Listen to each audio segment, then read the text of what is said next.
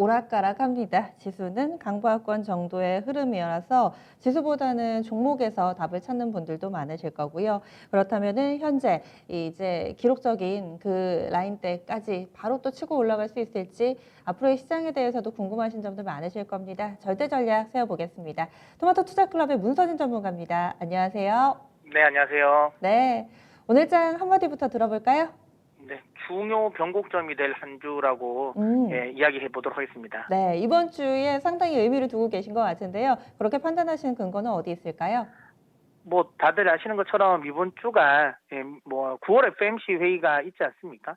제가 이제 6월 달 시장 전망을 해드릴 때도 7, 8월은 썸머 랠리를 기대하고 9월 달은 아무래도 시장의 변동성이 커질 수 있다. 그 대표적인 이유가 이제 FMC 회의라고 이야기를 드렸는데요. 다만 이제 FMC 회의는 지금은 약간 김이 많이 빠졌습니다. 8월 달에 7월 FMC 의사록에서 뭐 YCC 이야기가 뭐 안 나온다라고 이야기 나왔고, 그 다음에 이번 8월 또 잭슨홀 미팅에서 사실상 이제 이 AIT와 관련된 이야기도 좀 나왔기 때문에 사실상은 좀 많이 좀 김이 좀 빠진 상태죠. 물론 이제 지금 시장에서 이제 주목을 하는 거는 AIT를 이야기를 할 때 정확하게 어느 정도를 물가 평균으로 가져가냐라는 건데요. 이것도 최근에 주요 연은 총재들의 발언을 보면 대충 이제 눈치는 나오죠. 한 2.5 정도가 되지 않을까라는 생각을 하거든요. 그럼 뭐 그렇다면 연준이 이번을 통해서 이 정도의 발언은 해주지 않을까라는 생각을 하고요. 그렇기 때문에 이제는 뭐 오늘은 이번에 FMC 회의 같은 경우는 점도표는 뭐 크게 중요하지 않을 것 같습니다. 안 바뀔 것 같거든요. 만약에 점도표가 변화가 생기면 시장이 큰 악재겠죠. 근데 뭐 점도표의 변화는 없을 것 같고요. 경기 전망을 좀 중요하게 봐야 될 것 같습니다. 지금 6월 FMC 이사록에서 경기 전망한 것 중에 이제 코어 PC 물가 예상을 2022년까지 1.7% 상승을 봤으니까 만약에 연준이 지금 AIT를 적용을 하고 평균 목표 물가를 2.5 정도로 한다면 연준은 최대 한 2023년까지도 금리 인상을 안 할 수 있다라는 거니까 뭐 그 이야기가 나오면 뭐 시장은 좀 그래도 긍정적으로 이걸 받아들일 것 같은데 중요한 건 이것도 시장에 거의 반영은 되긴 했어요. 그래서 이제 지금 시장은 저는 이번 FMC 회의 같은 경우는 생각보다 이렇게 시장에 아주 큰 호재가 나올 것 같지는 않고요. 혹시라도 여기서 조금은 매파적인 발언이 나오면 시장을 좀 흔들 수 있는, 근데 만약에 이번에 유동성과 관련된 이슈로 시장이 흔들리면 11월 미국 대선까지는 시장을 계속 박스권에 갇힐 가능성이 매우 큽니다. 그렇기 때문에 저는 중요 변곡점이 될 한 주라고 이야기 드리는 거고요. 그렇기 때문에 이번 FMC 회의 결과는 좀 지켜봐야 된다. 다만 김은 좀 빠졌기 때문에 저는 중립적인 이 결과가 나올 거라고 보고 있습니다. 하지만 이 예상과 다르게 좀 매파적인 발언이 나오면 시장 그때부터는 조금 더 힘들어질 수 있으니까 좀 주의를 하면서 봐야 될 것 같고요. 그리고는 이제 제가 계속 이야기 드린 것처럼 이번 주가 미국 선물 옵션 동시 만기일이거든요. 이렇게 됐을 때 최근에 저는 유가와 관련된 부분을 좀 신경을 쓰고 있는데요. 여기 지금 최근에 유가가 급락을 했습니다. 오늘 또 뭐 오펙에서 수요 예측을 한 것과 관련돼 가지고는 계속 이제 수요는 감소한다. 이전에 감소하는 예상치보다 훨씬 더 많은 감소폭을 좀 더 키웠죠. 그렇기 때문에 뭐 유가와 관련된 부분도 좀 흔들릴 수 있는데 요거는 포인트, 혹시라도 유가와 관련된 부분을 좀 공략을 하시는 분들은 이번 주는 하방 쪽으로 좀 공략을 한번 해보시는 것도 나쁘지 않을 것 같다는 생각이 듭니다. 최근 들어서 원유 트레이더들이 지금 유조선을 지금 계속 계약을 하고 있거든요. 그 이유는 지난번처럼 혹시라도 이번에도 만기일 때 한번 밑으로 쏟아내릴 가능성도 있다라는 거죠. 해외 선물 같은 경우는 일본 지수물과 다르게 현물 인수도가 되거든요. 그리고 이거는 일반 선물 지수물처럼 롤오버에 대한 효과가 많이 크지가 않습니다. 특히 지난번처럼 마이너스까지 급격하게 하락을 해버리면 그 가지고 있는 포지션을 청산을 하고 다시 롤오버 한다는 건 진짜 거의 의미가 없거든요. 그렇기 때문에 거기에 대비하는 것 같아요. 그러니까 그런 식으로 만약에 폭락이 나오면 차라리 현물 인수도로 해서 그냥 받고 나서 다음 거래될 때 이거를 가격을 팔겠다라는 의지를 많이 보이는 것 같거든요. 그래서 원유 트레이더들이 지금 유조선을 지금 계속 계약하고 있다라는 거는 유가의 하방 포지션도 좀 생각은 해봐야 된다. 다만 뭐 추세적인 부분은 아니라고 생각하고 이벤트적인 부분이니까 이 부분은 좀 참고를 하시면 되지 않을까 싶습니다. 그래서 어쨌든 유가의 또 변동성도 키우면 또 이것도 시장의 또 변동성으로도 나올 수 있으니까 좀 주의를 하셔야 되고요. 그 다음에 제가 이제 항상 요즘에 이야기 드리고 있는 빅스 지수와 관련된 부분인데요. 제가 이때도 빅스가 상방적으로 자꾸만 다이버전스가 나오는 게 좀 심상치 않다. 급락이 나올 수 있을 것 같은데 이야기 드리고 나서 좀 급락이 나왔고요. 최근 들어 제가 지난주에 이야기 드렸죠. 오히려 빅스 지수가 지금 RSI가 80을 넘겨서 어느 정도 바닥권이 형성됐다라고 이야기 드렸는데 최근 들어서는 또 오히려 하방 또 다이버전스가 나거든요. 이건 또 중간에 한 번씩 급등이 또 나올 수 있는 시그널이니까 시장과 관련된 부분은 지금 구간이라면 미증시는 어느 정도 바닥은 형성되지 않았나라는 생각을 하고요.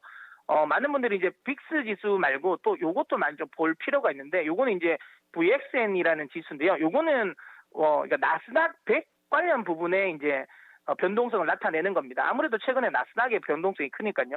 근데 나스닥 이 변동성 VXN 같은 경우도 RSI가 지금 80을 넘기고 나서 지금 하락을 하면서 어느 정도 바닥권이 형성되지 않았나라는 생각을 합니다. 네. 그래서 예. 그래서 지금 한 주 동안의 이런 흐름 가운데서는 FOMC가 가장 중요하다고 보시고 그 이후에 시장 방향성이 어느 정도 좀 결정이 될 것이다라는 판단과 함께 또 유가 쪽에서도 뭔가 투자 아이디어를 체크를 해주셨는데요. 그러면 우리 시장에서 체크 포인트가 될 만한 뭐 종목도 좋고요, 섹터도 좋고 좀 더 짚어주신다면요. 네, 뭐 지금 저는 개인적으로 지금 구간에 제일 관심이 있는 건 풍력이거든요. 풍력 쪽이고 그래서 저는 세아제강을 한번 관심을 좀 가져보시면 어떨까라는 생각을 합니다. 세아제강 같은 경우가 이제 풍력에 들어가는 하부 구조물, 해상 풍력 하부 구조물용 이제 후유가는 생산하는 회사거든요. 제가 이제 지난주부터 이제 풍력에 좀 관심을, 물론 제가 6월 달부터 계속 풍력 이야기는 하긴 했지만 또 지난주에 또 이제 풍력이 급락이 나올 수 있다, 차익실현으로. 그러면 적극적으로 좀 신규로 매수를 하시는 게 맞다라고 보고요. 풍력은 지금 글로벌적으로 특히 유럽을 중심으로 계속 풍력 에너지를 많이 이제 육성을 하고 있습니다. 많은 분들이 바이든에 대한 리스크를 가지고 가시는 것 같은데요.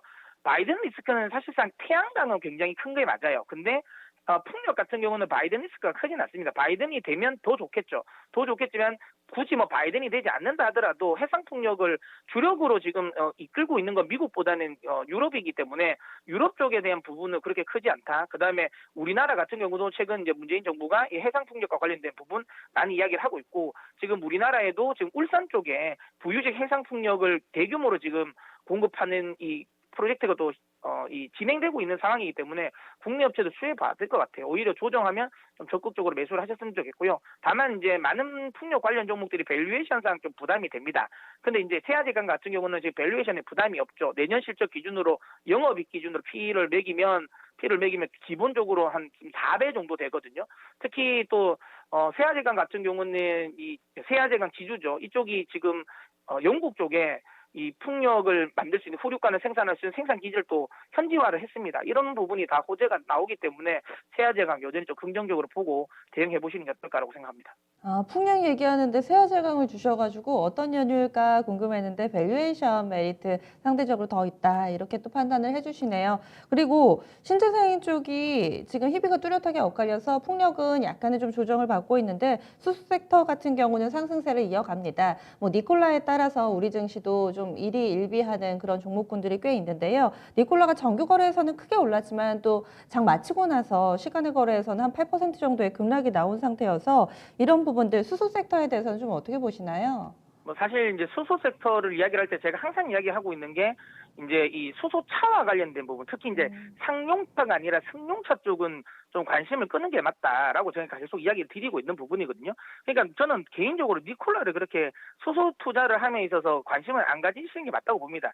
니콜라에 연동될 필요는 전혀 없다고 보고요. 그렇기 때문에 수소는 유럽 쪽이 수소 연료 에너지 쪽을 육성을 시키고 있거든요. 그쪽에 좀 집중을 하셨으면 좋겠고요. 그래서 이제 저는 이제 수소를 관심을 가지면 아무래도 연료 전지 쪽, 그렇다면 기본적으로 수소 이제 수전에 관련 쪽 회사들, 그리고 오늘 좀 급등을 많이 하고 있는 동아화성이나 효성중공업이라든지 이런 종목처럼 수소 탱크를 저장할 수 있는 탱크를 만들 수 있는 회사에 좀 관심을 가지시는 건 수소차와 관련 없이 제가 보기엔 이쪽은 더 성장할 수 있을 거라고 보고 있습니다. 그래서 수전에 관련 기술, 그다음 EM코리아가 대표적이죠. EM코리아, 그러니까 그러니까 수전에 관련 시스템, 그다음에 수소 탱크와 관련된 기술력을 가지고 있는 회사는 저는 긍정적으로 보도 된다라고 생각합니다. 네. 알겠습니다. 오늘 말씀 고맙습니다. 네. 네.